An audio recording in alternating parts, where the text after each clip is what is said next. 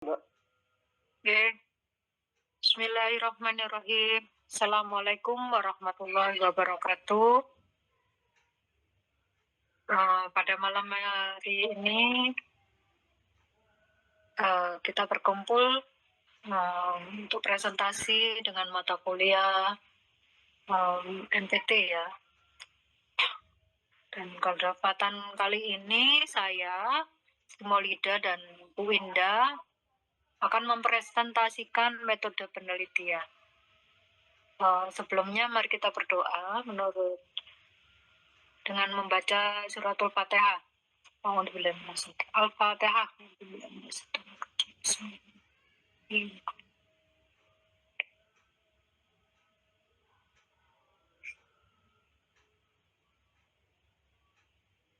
Bismillahirrahmanirrahim. Rabbi shrah li sadri wa yassir li amri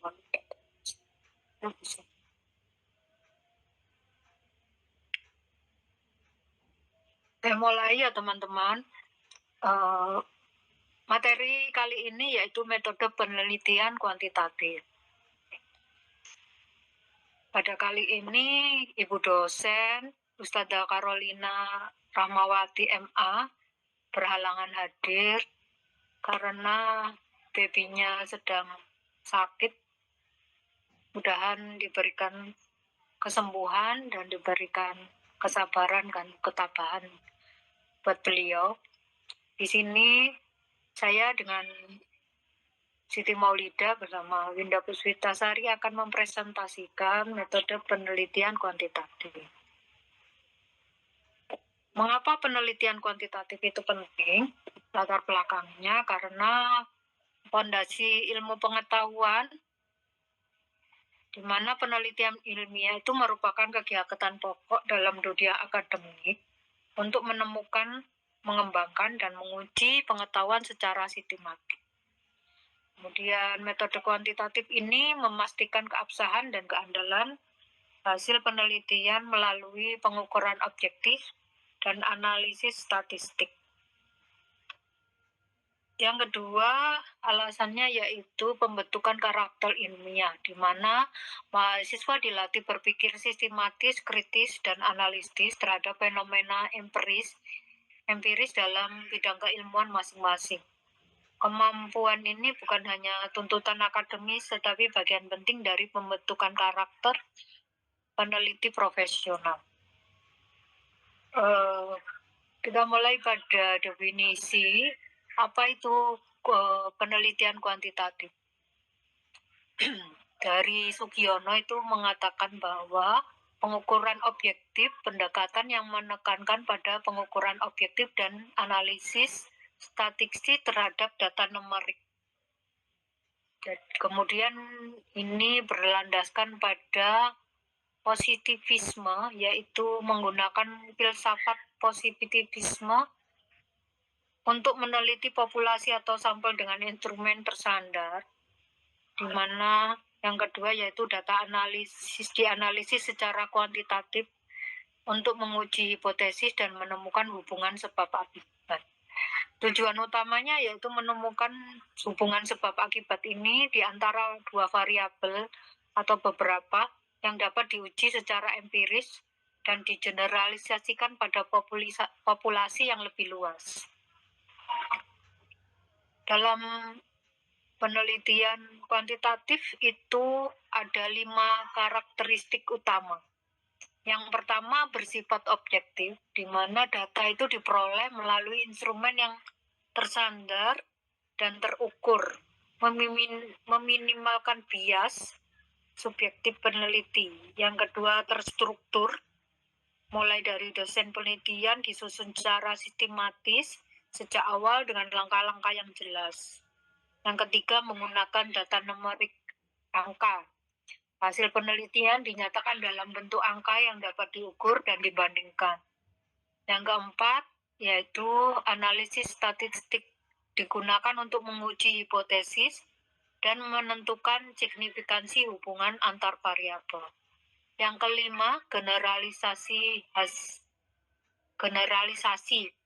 yaitu hasil dapat diberlakukan lebih luas jika sampel mewakili populasi secara representatif.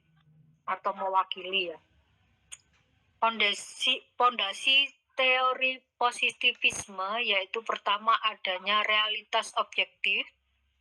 Positivisme berasumsi bahwa realitas bersifat objektif dan dapat diukur secara empiris melalui observasi. Yang kedua, jarak peneliti. Jadi peneliti harus menjaga jarak dari objek penelitian agar tidak mempengaruhi hasil pengamatan. Yang ketiga, fakta terukur. Jadi, ilmu pengetahuan dibangun berdasarkan fakta yang dapat diamati dan diukur dengan instrumen yang valid. Perbandingan dari penelitian kuantitatif dan kualitatif, yaitu pada aspek filsafat dasar. Pada kuantitatif, itu ada teori positivisme itu tadi ya. Kalau kualitatif dari konstruktivisme. Kemudian dari tujuan penelitian. Kalau kuantitatif, tujuannya untuk menguji teori, sedangkan kualitatif untuk mengembangkan teori. Kemudian dari jenis datanya, kalau kuantitatif, yang namanya kuantita ya. Kuantita itu kan angka, jumlah. Jadi numerik, jadi yang berdasarkan data angka. Kalau kualitatif, naratif atau deskriptif. Kemudian dari teknik analisisnya, jadi secara kuantitatif itu berdasarkan statistik, kalau kualitatif berdasarkan interpretatif. Di mana peran peneliti pada kuantitatif itu netral atau objektif. Kemudian kalau pada penelitian kualitatif, peneliti terlibat langsung. Kedua metode ini dari pakar penelitian itu bukan untuk dipertentangkan, tetapi saling melengkapi sesuai dengan tujuan penelitian. Kemudian dalam penelitian kuantitatif, kita melakukan pengambilan sampel atau contoh. Teknik pengambilan sampel ini ada dua, yaitu probability sampling dan non-probability sampling. Artinya, probability sampling itu setiap anggota populasi memiliki peluang sama untuk dipilih menghasilkan data representatif dan meminimalkan bias. Di mana probability sampling ini terbagi menjadi 4, yaitu sampel random atau pemilihan acak menggunakan undian atau software. Kemudian stratified random, di mana populasi dibagi strata, sampel diambil proporsional. Maksudnya ini diklasifikasikan bisa sesuai umur, sesuai mata pencarian, sesuai contohnya sesuai dari jenis kelamin, tergantung dari apa yang akan diteliti gitu. Objeknya maksudnya gitu. Cluster itu maksudnya populasi dibagi kelompok geografis. Beberapa cluster dipilih secara acak. Misalnya kita akan meneliti kelompok di daerah Surabaya, lingkungan di Surabaya, di kelurahan Sukolilo, Bedoan atau Rungkut gitu ya. Jadi ini klaster dikelompokkan. Kemudian yang terakhir sistematik, memilih setiap elemen dari daftar populasi. Kemudian yang kedua non-probability sampling, yaitu tidak semua anggota populasi memiliki peluang yang sama, di mana digunakan saat populasi sulit diidentifikasi atau keterbatasan sumber daya. Ini terbagi menjadi 4, yaitu proposif, pemilihan sengaja berdasarkan kriteria tertentu. Aksidental, sampel dipilih berdasarkan kebetulan ditemui, atau kuota itu jumlah responden per kategori. Kemudian snowball yaitu sampel merekomendasikan sampel berikutnya. Dalam metode kuantitatif itu ada 3 jenis, yaitu metode eksperimen, survei, dan korelasi. Kalau eksperimen itu menguji hubungan sebab dan akibat, memberikan perlakuan pada kelompok eksperimen dan membandingkannya dengan kelompok netral. Kalau saya memberikan contoh itu gini, umpamanya ada dua perlakuan. Kalau bidang perawatan yang satu diberi ASI balita, yang diberi ASI, yang satunya pakai susu formula atau yang netral tidak diberi ASI. Itu kemudian dari hubungannya. Ada sebab akibat apa yang timbul gitu. Kemudian metode survei mengumpulkan data dari populasi besar melalui kuesioner untuk mengetahui pendapat, sikap, dan perilaku responden. Ini seperti survei pilkada ya. Atau survei survei kependudukan. Metode korelasi yaitu mengetahui hubungan antara dua atau lebih variabel tanpa melakukan manipulasi terhadap variabel tersebut. Artinya dua data ini tidak dilakukan apa-apa, tidak diberikan tindakan. Tahapan penelitian kuantitatif yaitu pertama identifikasi masalah, kemudian mengidentifikasi masalah penelitian dan menyusun hipotesis yang akan diuji secara empiris. Yang kedua, desain penelitian menentukan jenis penelitian, variabel, populasi, dan teknik pengambilan sampel. Yang ketiga, pengumpulan data, menyusun instrumen terstandar dan mengumpulkan data dalam bentuk numerik. Yang keempat, analisis interpretasi, yaitu menganalisis data dengan strategi dan menginterpretasikannya sesuai hasil, kemudian menginterpretasikan hasil sesuai dengan teori. Selanjutnya, monggo Bu Indah. Halo? Oke, Bu. Monggo dilanjutkan. Oke, matur nuwun. Terima kasih. Bismillah.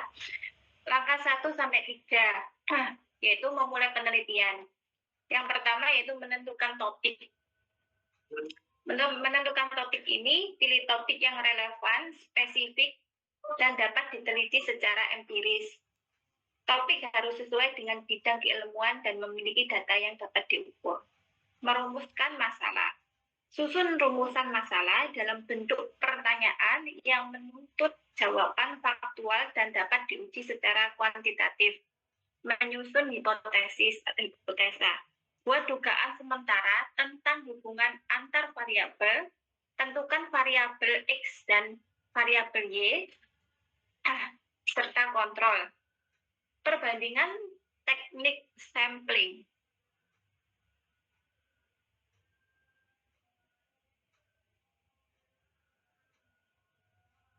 Nah, ini bisa dilihat dari papan di bawah, dibagi menjadi aspek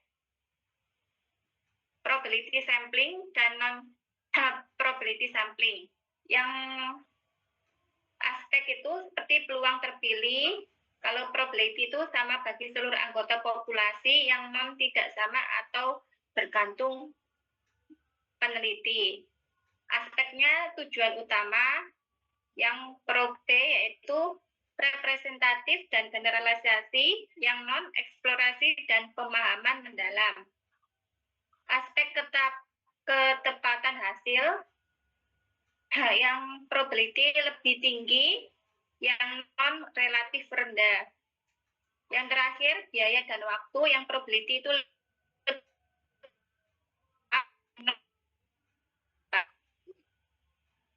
sampling harus disesuaikan dengan tujuan penelitian, kondisi, populasi, dan sumber daya yang tersedia.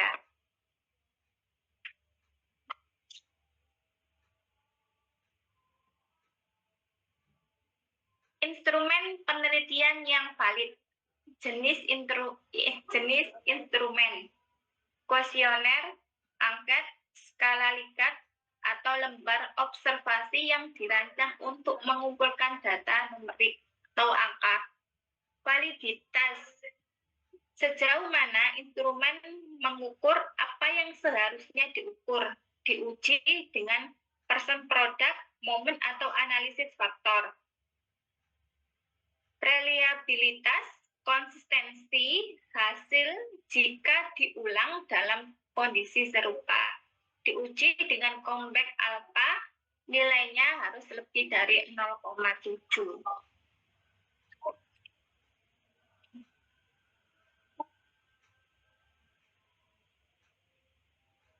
Analisis data dengan software statistik.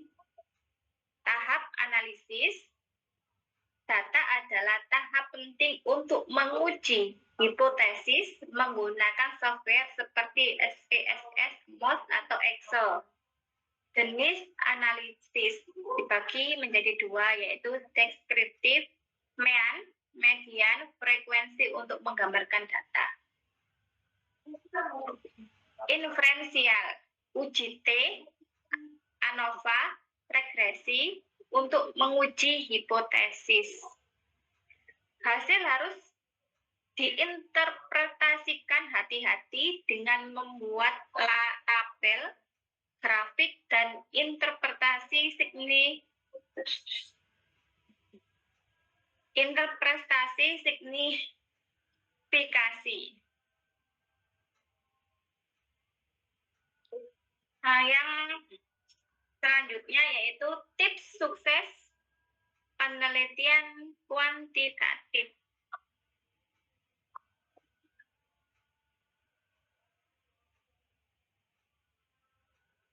Tips suksesnya yaitu 1. Pahami teori. Memahami dasar teori dan konsep yang akan diuji sebelum memulai penelitian. Menghindari bias dalam pengambilan sampel dan mengumpulkan data. Instrumen valid, menggunakan instrumen yang telah diuji validitas dan reliabilitasnya. Jaga etika, menjaga integritas data dan etika penelitian sepanjang proses. Yang terakhir, memanfaatkan teknologi, memanfaatkan software statistik untuk mempermudah analisis. Kesimpulannya adalah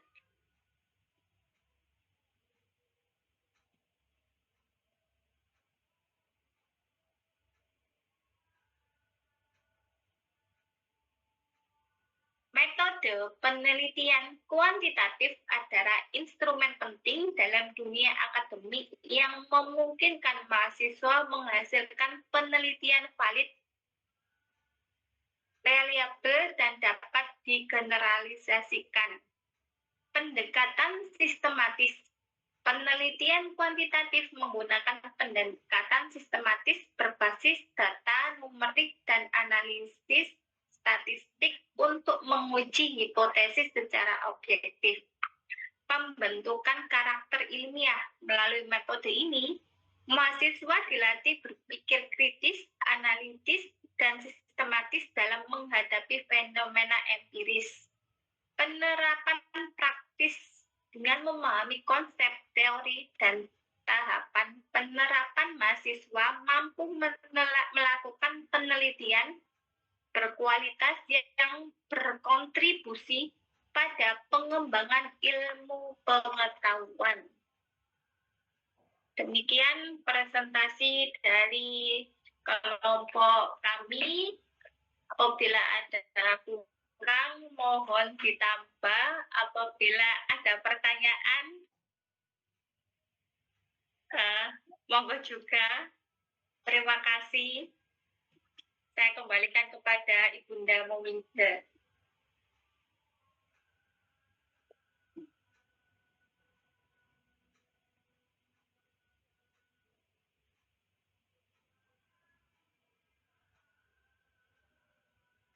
Ya. Ibu Maulida. Dalam.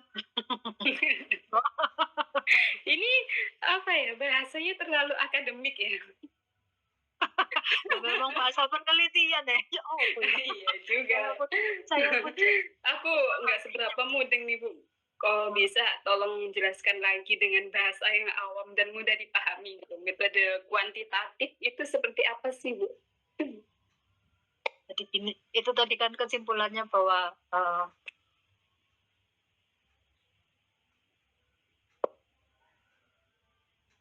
jadi kuantitatif ya, dari bahasa ini kan kuanti itu kan jumlah ya. Nah, kalau Ukuran. jadi jumlah, jadi patokannya itu semuanya data itu diambil berdasarkan angka. Jadi yang semua data-datanya itu diambil dalam bentuk angka. Jadi ini kan ada tadi disampaikan tahapan-tahapan dalam melakukan penelitian. Umpamanya, mungkin lebih enaknya pakai ini ya, contoh ya. Ya coba kasih Contoh, betul. Contoh penelitian dari metode kuantitatif.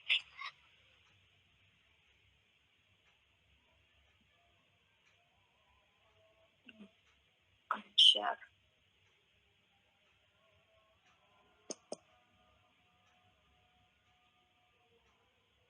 Dalam makalah ini, saya berikan contoh penelitian kuantitatif yang dilakukan ini contoh hasil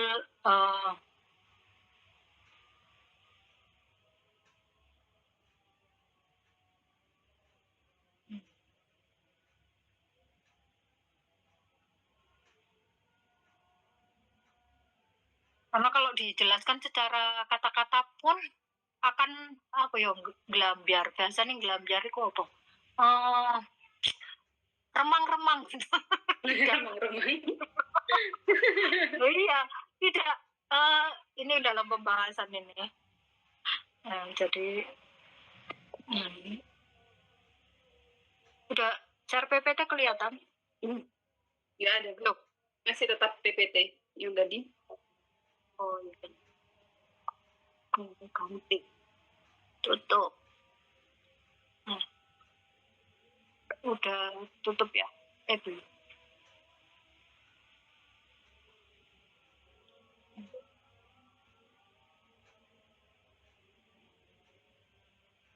Bukan dokumen.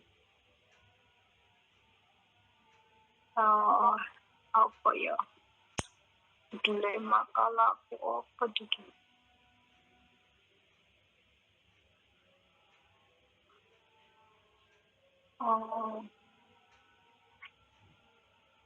Dalam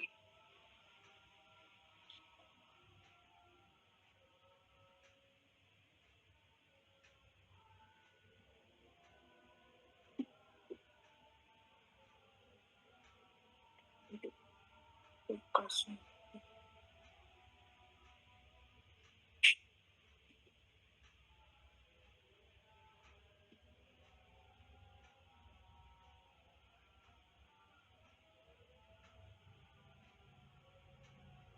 untuk Claro. Jadi saat kita menentukan judul, kita juga harus menentukan apa. Sebelum menentukan judul, kita harus tahu gap-nya dulu, permasalahan, atau mencari fenomena apa gitu yang terjadi pada, umpamanya gini, pada suatu masalah di suatu, umpamanya kita mau meneliti di suatu sekolah gitu ya. Juga mendukung, Rek. Mungkin ada yang bisa bantu share ya, di makalah itu ada. Mungkin ada yang bisa bantu share screen-nya di makalah itu dalam bab 4 pembahasannya.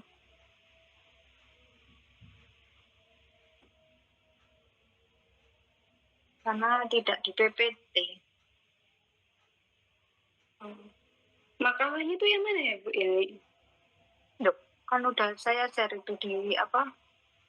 Di itu yang WPS itu. Oh. Ya. Yang bentuk link itu ya? Ya, yang bentuk WPS itu ya. Dalam Dalam bab 4 itu ada makalah, ada bentuk pembahasan atau itu itu tadi di makalah kan ada ya.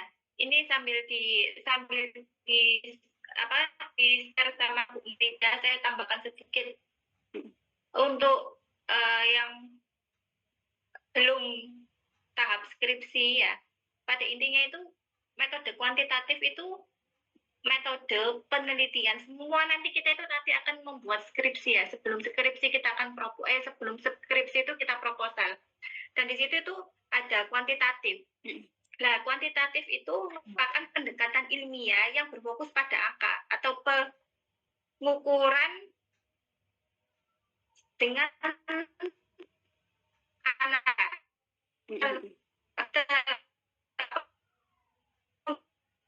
Yang menggunakan angka kuantitatif itu. Nah, jenis-jenis metode ini itu ada beberapa tahapan, yaitu satu, sambil dibaca makalahnya ya. Ada 3, yaitu metode eksperimental, metode survei, dan metode korelasional. Metode eksperimental itu digunakan untuk menguji hubungan antara sebab akibat. Contohnya aku nggak bisa memberikan contoh untuk bidang ilmu yang hasil lain. ya. Saya bagikan skripsi saya yang kemarin waktu S1 itu. Saya kemarin itu ambil contohnya hubungan antara pemakaian daun salam, bukan daun sirih, daun salam, untuk mengurangi keputihan pada wanita yang reproduksi. Nah, itu nanti pengaruh daun salam itu tadi, apakah berhubungan dengan keputihan pada wanita yang reproduksi. Kita ambil dulu sampelnya. Saya kemarin ambil sampel itu 50 orang. 50 orang saya kasih angket. Di dalam tadi kan juga ada angket ya. Angket saya sebarkan, ada beberapa pertanyaan. Nah, kita ukur dengan kuantitatif ini tadi. Kita ukur. Sebelum kita bagikan angket itu, penelitiannya itu kita anjurkan untuk cebok dengan daun salam. Wanita-wanita yang keputihan 50 ini, saya anjurkan dan saya wajibkan untuk memakai daun salam. Apakah keputihannya ini sembuh atau keputihannya ini tidak sembuh, nanti kita ukur.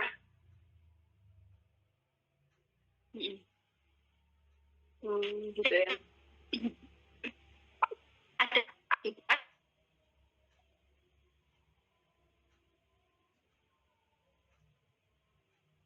Tarik rumus dengan metode kuantitatif, gitu.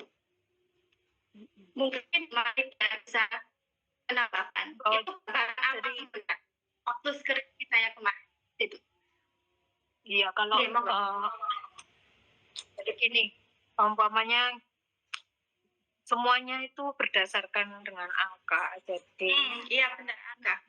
Semuanya itu berdasarkan jadi angka. Jadi kalau kita pernah mengisi survei gitu ya, kan ada yang pakai survei itu ya, setuju di angka 5, kemudian yang tidak setuju di angka 1. Jadi di tengah-tengahnya itu kan bisa sangat setuju, 4 itu 5 sangat setuju, 4 setuju, 3-nya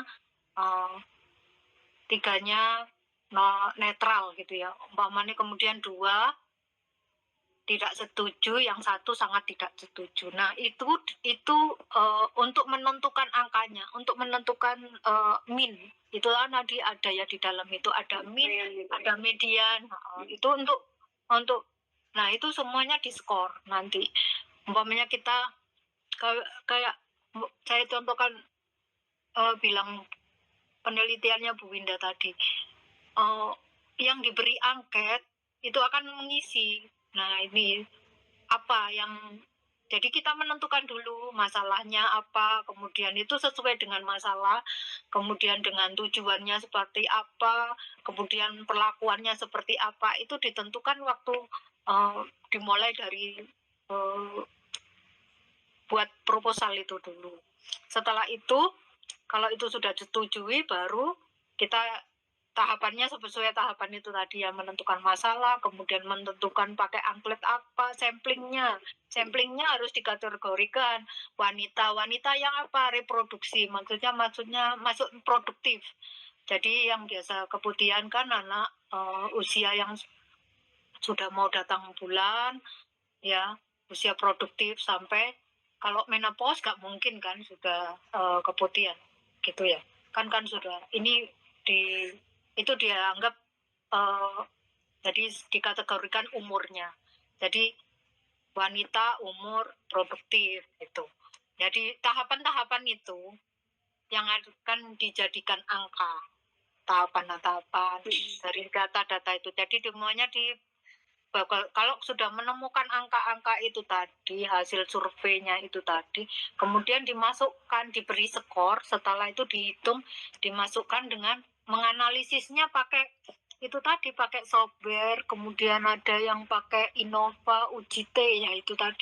Itu gambaran kalau, sorry karena ini di dalam makalah itu sebetulnya sudah ada, saya serahkan contoh dari pembahasan laporan metode penelitian kuantitatif dalam kajian ilmu Al-Quran dan tafsir, studi kasus hubungan tingkat pemahaman tafsir Al-Quran dengan metode belajar santri. Nah ini di situ kita harus jelaskan kalau metode dalam ini kan, dalam laporan penelitian itu, setelah kita lakukan hasil penelitian itu harus memenuhi, harus bikin abstraknya itu berisi kesimpulan dari apa yang ada di dalam laporan itu tadi. Saya bacakan, penelitian ini bertujuan untuk menjelaskan penerapan metode penelitian kuantitatif dalam kajian ilmu Al-Quran dan tafsir dengan studi kasus hubungan antara tingkat pemahaman tafsir Al-Quran dengan motivasi belajar santri. Metode penelitian kuantitatif digunakan untuk mengukur hubungan antara variabel secara objektif dan sistematis melalui analisis data numerik. Gitu ya. Kalau ini jelas ya berarti. Kemudian populasi itu berarti contohnya. Maksudnya objeknya apa? Populasi penelitian itu adalah santrinya. Santri yang mengikuti kelas tafsir di salah satu pondok pesantren di Surabaya. Contohnya itu tadi pondok pesantren Al-Falah. Datanya diperoleh melalui angket yang disebar ke santri berbentuk skala Likert. Skala Likert itu yaitu tadi ada, kita menentukan pertanyaan, kemudian dijawab, kemudian diberi skor dan dianalisis dengan teknik korelasi. Korelasi itu kan hubungan. Teknik korelasi person product momen. Hasil penelitian menunjukkan adanya hubungan positif yang signifikan antara tingkat pemahaman tafsir Al-Quran dengan metode motivasi belajar santri. R itu randomnya, itu nilainya 0,8. Kemudian person and produknya 0,05, itu sebagai ininya, kontrolnya. Penelitian ini memberikan kontribusi dalam penerapan metode kuantitatif di bidang studi Al-Quran dan tafsir sebagai alternatif pendekatan yang bersifat empiris dan terukur dengan kata kunci metode kuantitatif tafsir Al-Quran dan motivasi belajar santri.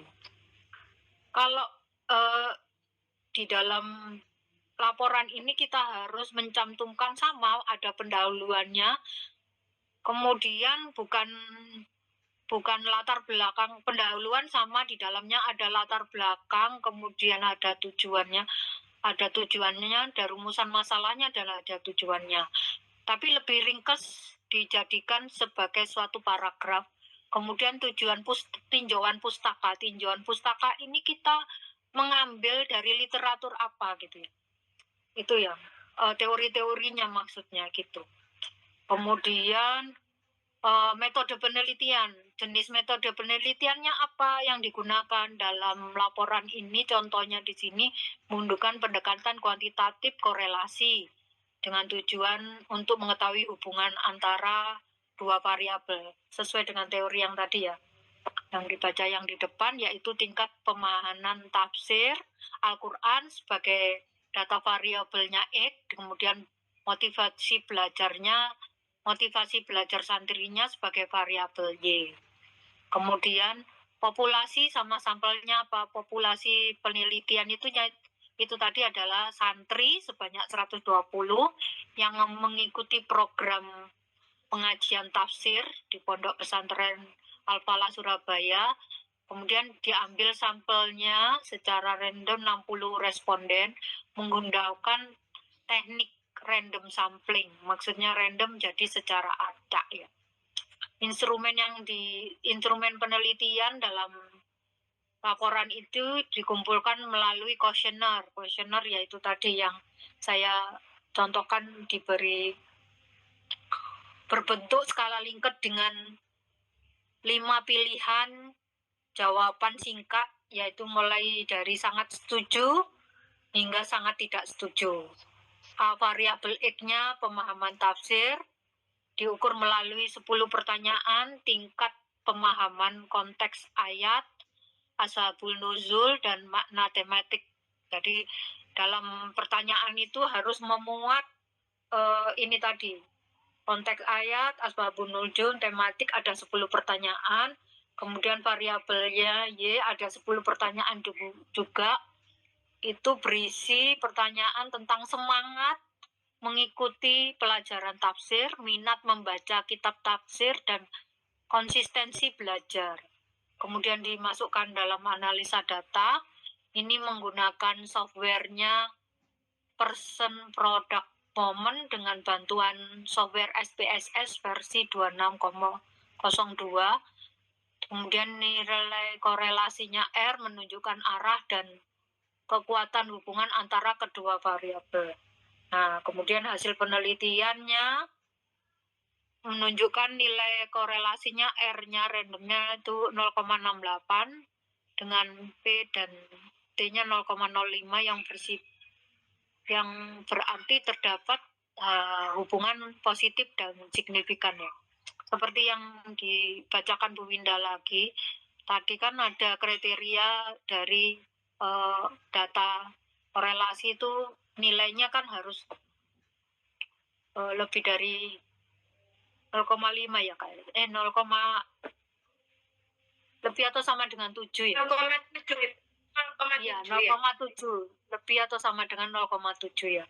Jadi kalau ini berarti 0,8, berarti kesimpulannya terdapat hubungan.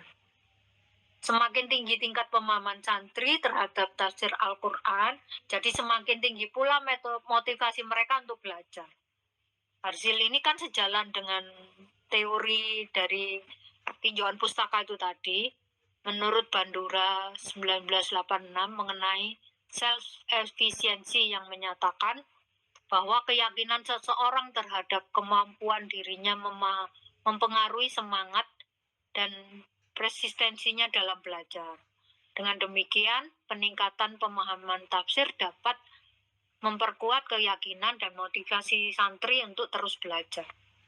Dari sudut pandang tafsir pendidikan Islam, hubungan ini menunjukkan pentingnya pendekatan pembelajaran tafsir yang kontekstual dan aplikatif, supaya tidak hanya memahami teks, tetapi juga merasakan relevansinya dalam kehidupan sehari-hari. Ya, seperti itu ini. Kemudian sama, ada kesimpulannya juga ada daftar pustakanya. Jadi, laporan penelitian yang diawali sebetulnya, kalau skripsi itu ada proposal dulu, pengajuan proposal, kemudian disetujui, baru habis itu kita mengadakan penelitian sesuai tahapan-tahapan yang kita presentasikan tadi. Setelah itu baru ada laporan penelitiannya gitu. Laporan penelitiannya seperti yang saya bacakan itu Gitu sih. Kalau memang ini sebetulnya kalau dibahas satu persatu pun itu panjang. Bukunya, buku referensinya pun sebetulnya bermacam-macam dan itu tiap referensi itu banyak sebetulnya ya. Metode korelasi itu bisa dibahas dalam satu buku sendiri. Kemudian metode apa tadi satunya itu juga gitu. Tapi yang umum biasanya metode korelasi itu tadi yang dipakai karena sesuai dengan ciri khas dari kalau dibandingkan dengan kualitatif, kuantitatif ini lebih mewakili untuk mencerminkan korelasi itu tadi dibanding dengan kualitatif. Kalau kualitatif itu tidak mencerminkan korelasi, dia hanya mengembangkan teori dari teori A, berkembang, kemudian dikaji sampai ada teori baru gitu, seperti itu. Gimana Mbak Cila? Oke, baik Bu, ini panjang lebar Tambah bingung sekali. atau gimana? Saya aja yang terus terang saya mempersiapkan makalahnya lebih dari Beberapa bulan yang lalu. 3 bulan yang lalu.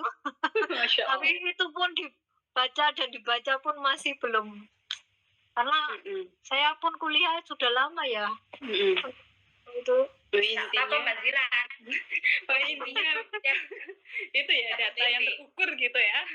ya semuanya data itu diwakili dengan angka. Kalau kualitatif itu tidak mewakili angka tapi hanya deskriptif. Deskriptif. Oke, baik. Ya, deskripsi. Izin menambahkan boleh? Oke, baik, boleh. Mbak Fani, silakan. Izin ya ibu-ibu yang presentasi, saya izin menambahkan. Ini saya ambil tentang kita, yaitu jurusan kita tafsir. Ini saya ambil contoh dari skripsi suami saya. Kebetulan beliau lulusan tafsir juga. Jadi beliau ini membuat skripsi, yang satu ada penelitian kuantitatif, yang satu juga ada kualitatifnya.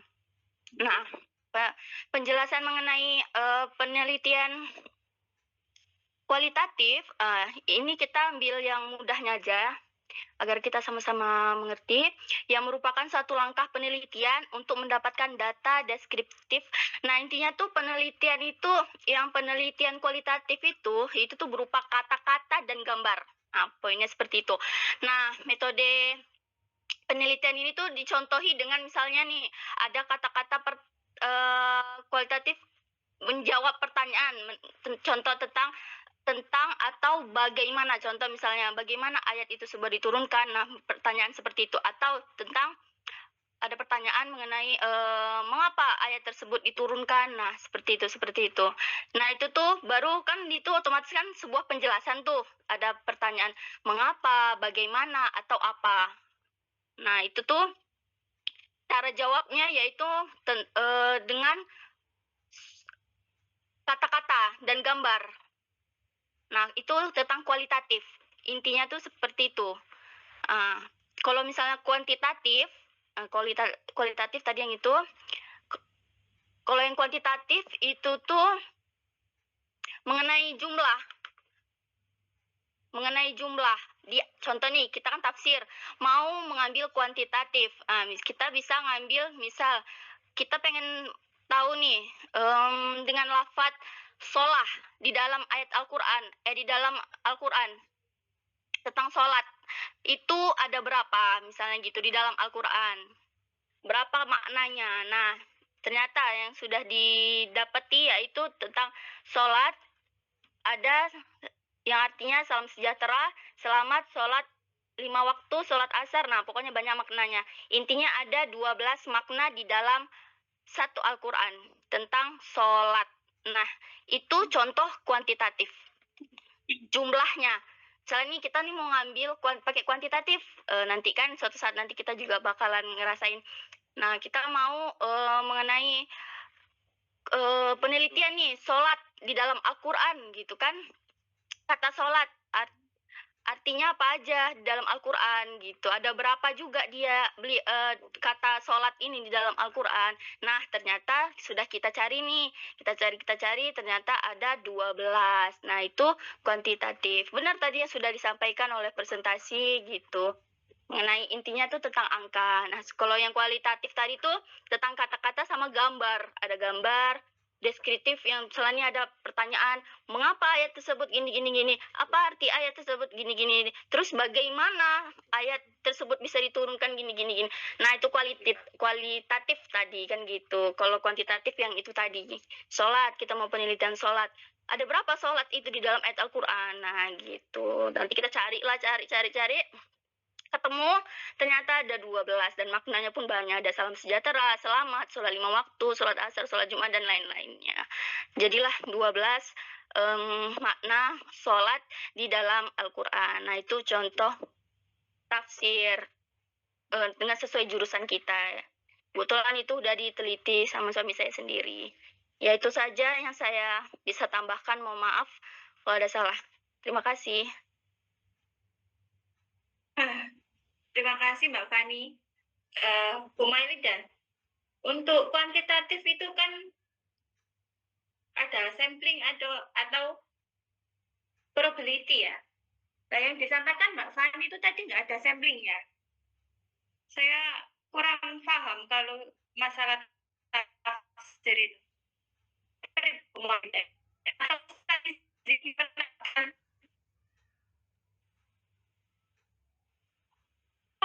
Saya juga kalau apa ya,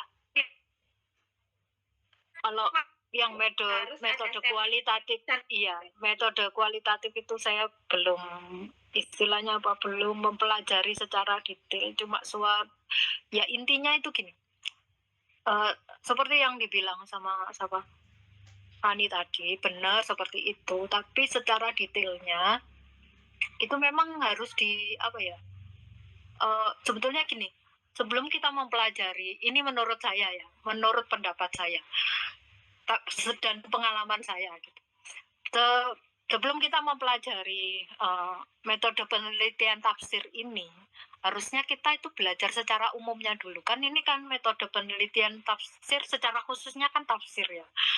Nah, tafsir Al-Quran. Secara umumnya itu harusnya kita belajar metode penelitian dulu. Metode penelitian itu ada dua. Ada yang mix. Mix itu metode penelitian yang kuantitatif dan kualitatif. Kalau kuantitatif itu berdasarkan angka atau numerik. Numerik itu angka. Intinya gitu. Kuantita itu, saya tuh mengingatnya itu kuantita itu jumlah. Kalau jumlah otomatis kan berhubungan dengan angka. Jadi kalau kualitas itu kualitatif, kualitas berarti ya kualitas itu apa? Kualitas, jadi makna, bermanfaatnya seberapa banyak manfaatnya. Jadi kualitasnya barang ini pada gampangnya atau analogi secara mudahnya itu gini. Kualitas suatu barang ini apa manfaatnya? Umpamanya handphone. Kualitasnya handphone ini apa? Oh, iPhone sekarang Pro Max 17 gitu. Wah, kualitasnya udah bagus ya. Dibandingkan dengan apa? Dibandingkan dengan Samsung gitu. Dibandingkan dengan Android gitu. Secara berjalannya aja sudah beda. Yang satunya pakai iPhone, satunya pakai Android. Pasti ada beda. Kriterianya beda-beda. Itu secara kualitas. Kemudian kalau kuantitas itu tadi jumlah, yaitu tadi jumlah. Oh, kalau iPhone ada iPhone mulai 1, 2 itu ya, kalau itu sudah ketinggalan zaman. Yang belakangan ini kan iPhone 17 Pro Max yang baru keluar. Kalau Android yang sudah kelasnya, kalau nggak salah Android sekarang itu 10. Nah, kelasnya 10. Merek apapun kalau di dalamnya handphone Anda itu Android-nya kelas 10, itu sudah hampir sama dengan kualitas dari iPhone 17 itu tadi. Kemampuannya. Nah, itu. Tapi untuk melihat kemampuan Android dan iPhone ini tadi, jumlahnya, mereka hitung jumlahnya, diteliti oleh ilmuwan secara teknologi ini tadi. Kalau saya sih analoginya seperti itu.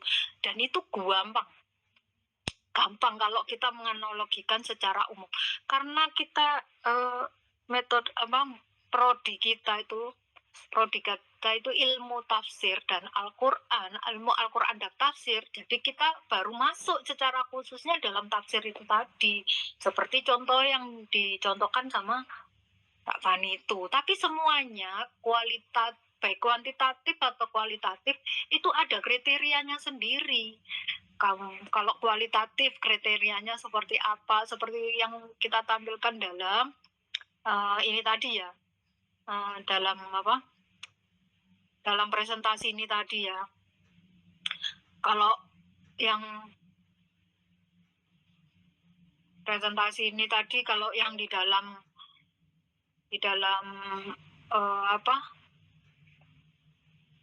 dalam tabel itu apa yang menjadi apa kualitatif, apa tabelnya, kemudian di dalam tabel itu kan ada yang salah. Kemudian kan ada itu tadi di dalam itu kan apa aja yang di dalam penelitian kualitatif, aspeknya apa aja yang mempengaruhi gitu. Apa aja penelitian kuantitatif, apa aja datanya juga beda. Kemudian cara pengambilan sampelnya atau medianya juga beda. Metode pengambilan sampelnya itu beda. Kemudian tujuannya juga beda. Jadi menurut saya sebelum Anda melakukan penelitian secara tafsir Al-Qur'an, lebih baik sih, memang lebih baik kita mendalami Pak itu. Iya, belajar tentang metode penelitian secara umum ini dulu gitu. Saya sudah pernah melakukan penelitian. Itu pun aja sekarang karena sudah pernah dan sudah lama. Saya bekerja sudah hampir 25 tahun yang lalu. 25 tahun yang lalu saya kuliah. Penelitian saya lakukan itu, ya itu sudah lupa apa yang harus dipelajari lagi, tahapan-tahapannya bagaimana itu, ya lupa. Terus terang ya kalau sekarang itu belajar lagi nih. Apa itu filosofi dasar, maksudnya cara berpikir ilmuwan-ilmuwan terdahulu itu kenapa bisa mengambil kesimpulan bahwa ini adalah kuantitatif dan ini kualitatif. Apa itu dipahami satu persatu. Kemudian apa, kan ada di dalam ini tadi kan aspeknya. Kalau penelitian kuantitatif itu tujuan menelitinya untuk menguji teorinya siapa, itu ada teorinya Welsing sama teorinya Sugiono gitu. Kemudian kalau kualitatif mengembangkan teori, jadi teori yang sudah ada menurut siapa itu dicari kebaharuannya. Apa ya kebaharuannya? Kebaharuannya bahasa apa ya? Ya terkini lah istilahnya gitu. Teori itu kan berkembang gitu. Nah, teknik analisisnya yaitu tadi.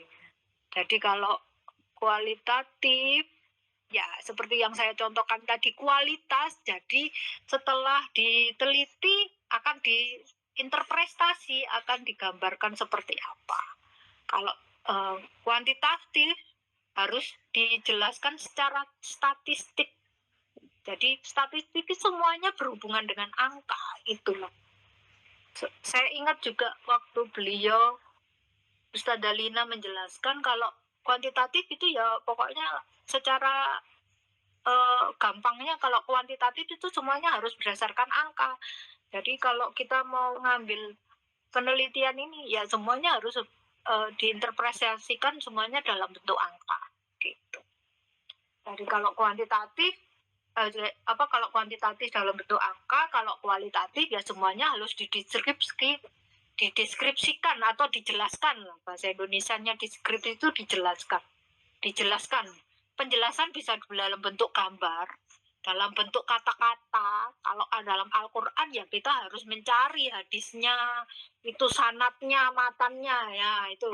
Kalau sekarang kita belajar dalam ilmu hadis kemarin, kita ngambil kitab apa, kalau kita meneliti kitab itu ya kita teliti mulai dari perawinya bagaimana, kualitas hadisnya bagaimana, perawinya bagaimana gitu ya. Kitabnya ini bagaimana, perawinya, sanadnya, matannya. Nah, itu teliti secara detail tentang apa. Ya itu sih. Oke, baik. Saya Panjang kira lebar cukup banget ya, Bu ya. Ih, pusing. Untuk teman-teman jangan bingung, soalnya nanti kalau kita sudah masuk proposal sama skripsi itu satu orang ada 3 pembimbing, bukan 1 tapi 3. Dan setiap kampus itu berbeda. Untuk setiap kampus itu bentuk skripsiannya itu berbeda-beda. Di saya itu yang pertama itu di Muhammadiyah Gresik, itu sama di Adi Buana yang di Waru ini apa yang di Sidoarjo ini beda. Jadi setiap kampus itu kalau seumpama kita berpatokan di kampus kita ya, carilah skripsi jangan di kampus lain, di kakak kelas kita saja, soalnya beda nanti. Serius, skripsi saya itu beda. Padahal materinya hampir sama, tapi susunan dan cara penjelasan bimbingan dari para dosen itu beda-beda. Seperti itu, jangan takut. Nanti ada 1 orang 3 ini kok, 3 pembimbing dijelaskan. Seperti itu, jangan bingung. Ngapunten, bukan jangan takut, jangan bingung. Seperti itu nggih, Bu nggih? Iya benar. Karena memang ya beda koki, beda rasa masakan, jadi beda instansi pasti punya aturan Iya, dan SOP masing-masing. masing-masing. Betul. Jadi semuanya harus sesuai dengan ketentuan yang berlaku. Oh, itu S dan K. Iya. Itu sih. Nggih, monggo. Terima kasih Bu Materi. Mungkin mau tak masuki itu ya, ke penjelasan mengenai tugas UTS. Kayaknya Bapak Zul ini lagi sholat jamaah ya? Ya, Mas Zul. Iya. Biasanya jam 12 salat sama beliaunya. Apa sudah diakhiri mawon nggih? Saya tugas UTS-nya dulu aja. Nanti jenengan akhiri. Maaf. Ini loh ada pertanyaan teko Pak Saiful. Segede contohnya kan penerapannya dalam metodologi tafsir. Tadi udah. Tadi itu Pak. Artinya sudah ya. Tadi kan Monggo, udah Pak, sama dibaca. Bapak nih itu. Monggo Pak dibaca dalam dalam makalah. Kan dibaca kan di makalahnya kan saya juga agak rada nggak mudeng. Di bab 4, Pak. Tadi sudah saya Pembahasan dalam bab 4 Pak. Aduh. Dipakai metode kuantitatif adalah sampling, Pak. Dan kalau Al-Qur'an gimana nggih? Kula nggih Samplingnya. Baik. Sampling sama probability. Wajib itu Iya. dua itu Iya. wajib tekniknya itu sampling sama probability. Nah, ini Pak, saya juga bingung ya. Ya itu Kelihatan tadi. kan, Pak? Kalau tafsir ya yang mau dikaji apanya gitu.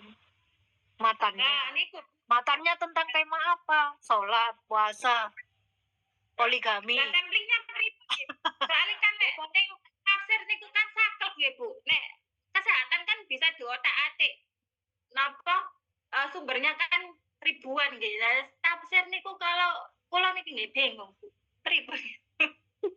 Ya banyak kan diambil dari kitab-kitab itu, kitab-kitab tafsir itu dari apa? 9 Samplingnya niku lho, Bu. Probability-nya sama samplingnya niku, Bu. Iya. Kalau mau pakai survei apa? itu nggak sih? Oh, Nah, kan itu bisa di-mix. kuantitatif Kan bisa di-mix. ada. Bisa pakai metode kualitatif, bisa pakai metode kualitatif dan kuantitatif. Oh, bisa Bisa. di-mix ya, Bu? Bisa di-mix. Jadi makanya dua metode ini tidak bisa dipertentangkan atau tidak bisa dibilang mana yang lebih bagus, mana yang lebih jelek, atau mana yang bisa dipakai untuk metode tafsir. Gak bisa kayak gitu.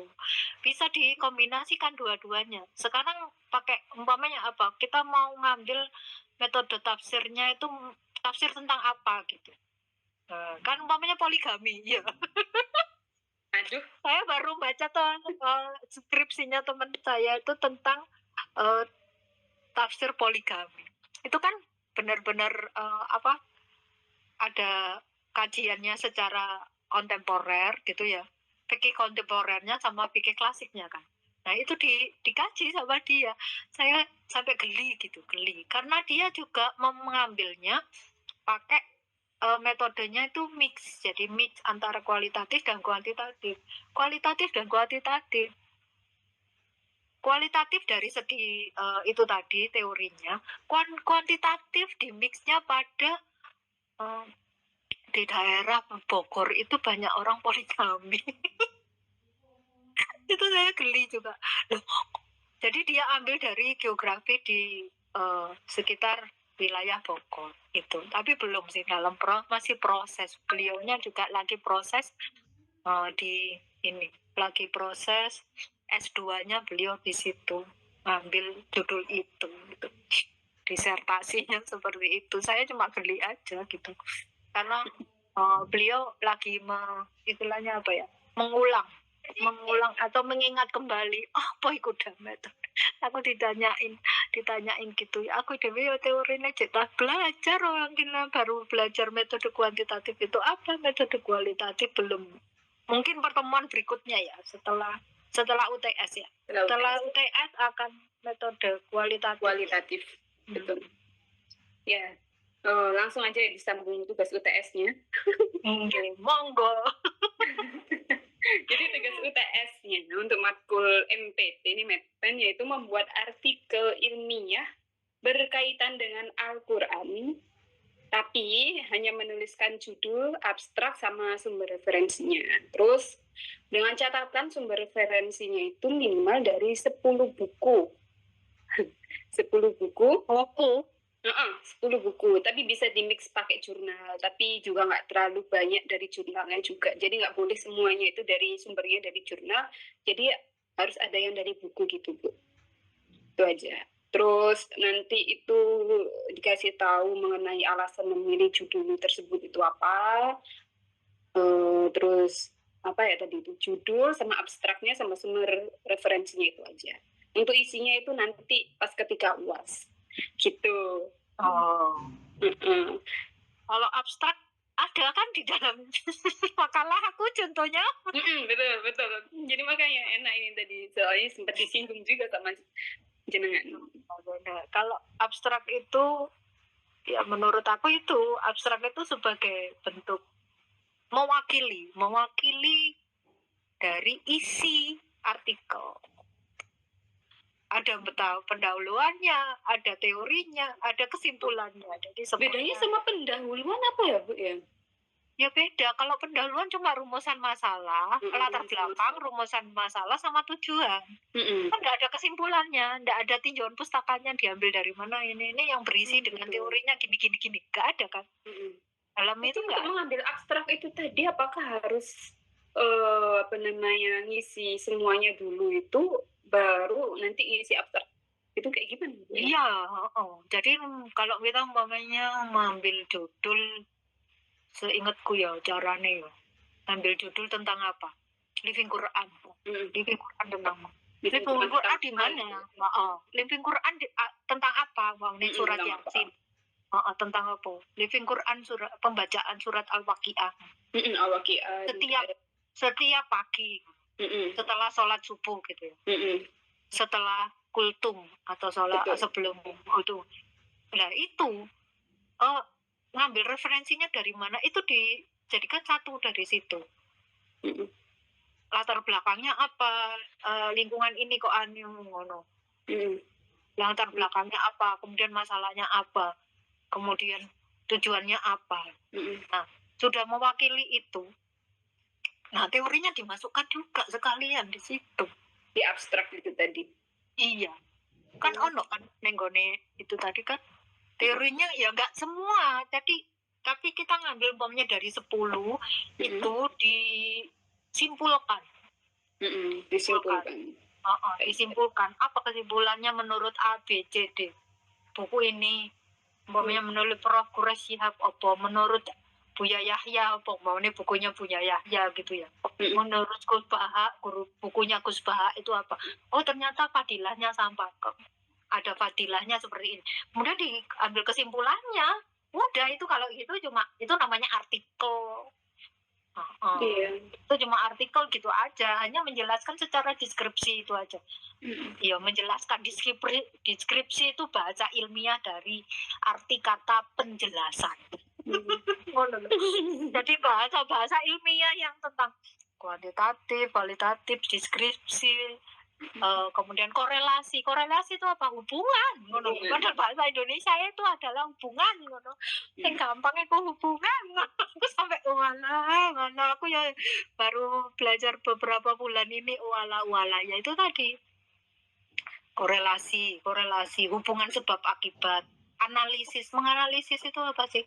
Kita itu menganalisis itu istilahnya apa ya? Menganalisis itu berpikir kritis itu loh, menganalisa atau mengambil kesimpulan. Nah, menganalisis itu mengambil kesimpulan dari beberapa buku yang sudah dianalisis, diambil kesimpulan.